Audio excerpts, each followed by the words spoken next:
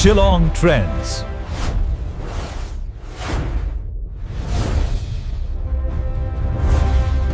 See, I will not say that other parties are poaching.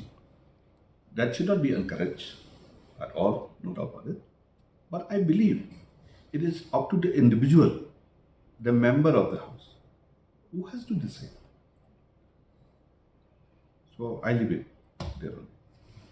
So how do you say your leadership also is under scrutiny? When you say that leadership crisis, that party is not moving anywhere. Your response? I feel good that if people scrutinize my leadership, that is the best way for me to improve my leadership. And let me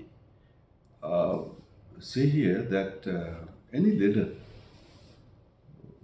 should always ensure that he keeps on listening more rather than talking too much. So, because with that you learn a lot of things, you updated yourself also with whatever it is, and and then you will be able to act accordingly. So, inputs, feedback, suggestions, and all from everywhere, including scrutiny, as you said, that is also part of how you grow. You know, not only in political party or as a leader, but in life, it is very, very much needed. Is there any demand for a change? I don't know about it. You better ask others.